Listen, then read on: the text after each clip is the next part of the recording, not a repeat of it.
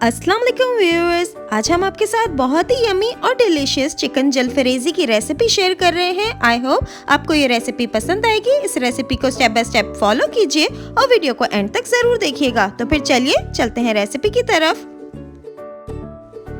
जलफरेज़ी बनाने के लिए सबसे पहले हमने 1 kg बोनलेस थाई के पीसेस लिए हैं और इसे स्मॉल क्यूब्स में कट करके रख लिया है।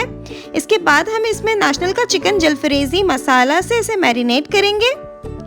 साथ ही हमने 2 अदद दरमियाने साइज के प्याज, 2 शिमला मिर्च और 2 टमाटर क्यूब्स में उसी तरीके से कट करके रख लिए हैं। एडजस्ट कर सकते हैं, आपको शिमला मिर्च ज़्यादा पसंद है उसका फ्लेवर तो आप वो ज़्यादा डाल लें।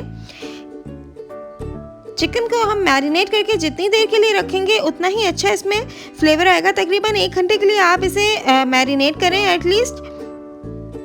इसके बाद हमने इसके अंदर तकरीबन 3 टेबलस्पून दही ऐड करना है। अच्छे से मसाले को मिक्स करके इसे 1 घंटे के लिए रख देंगे।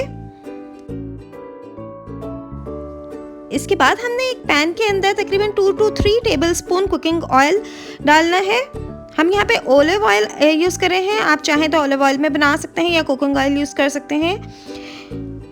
ये जितनी हमने वेजीज कट करके रखी थी इसे हम सॉटे कर लेंगे। हाई फ्लेम के ऊपर इसे आपने सॉटे करना है। जस्ट थोड़ा सा आपने इसको कलर देना है, हल्का सा इसे सॉटे करना है, बहुत ज़्यादा इसे नहीं पकाना। इसका सब्जियों का क्रंच जो है वो बाकी रहना चाहिए, ये नरम ना हो।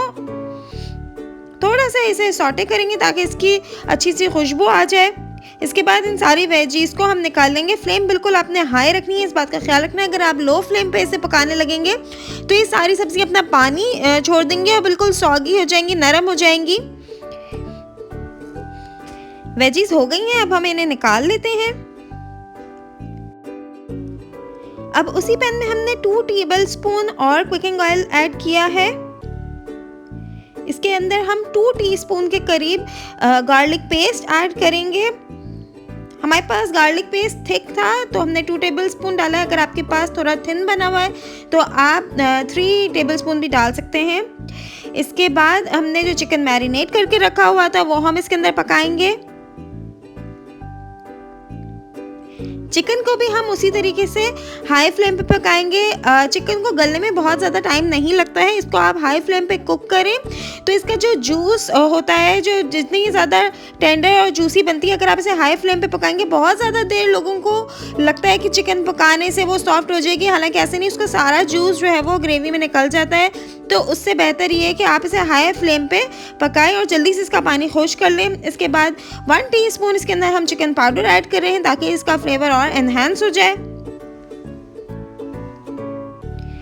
देखें जितना पानी चिकन ने छोड़ा है बस इसी में ये गल जाएगा। एक्स्ट्रा हमने इसमें कोई पानी ऐड नहीं करना है।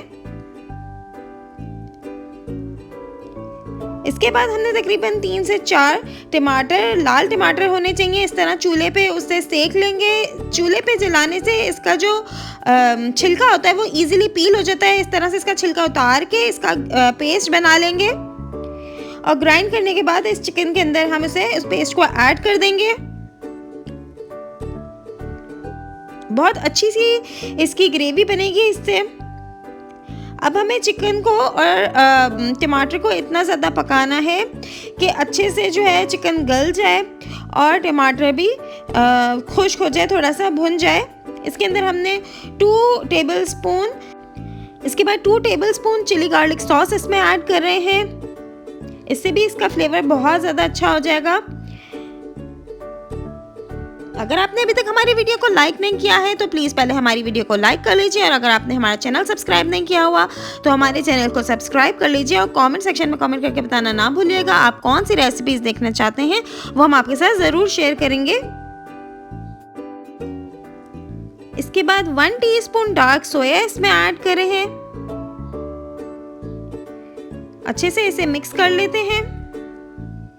इसके बाद हम इसे ढक के तकरीबन 5 से 10 मिनट के लिए पकाएंगे तो ये अच्छे से इसकी ग्रेवी रेडी हो जाएगी और चिकन भी अच्छे से गल जाएगी। इससे ज़्यादा इसे टाइम नहीं लगेगा।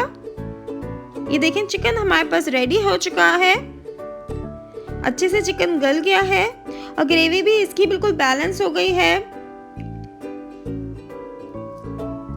अब जो हमने वेजीज सॉटे करके रख ली थी शुरू में ही, वो हम इसके अंदर शामिल कर देंगे।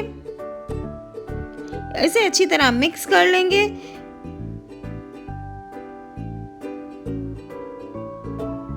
बहुत ज़्यादा इसे नहीं पकाना, बस अब आप इसका चूल्हा बंद कर दीजिए। मज़ेदार चिकन जलफ्रेज़ी तैयार है। अगर आपको हमारी रेसिपीज़ पसंद आ रही हैं तो लाइक, शेयर और सब्सक्राइब करना बिल्कुल ना भूलिएगा। अल्लाह हाफिज़।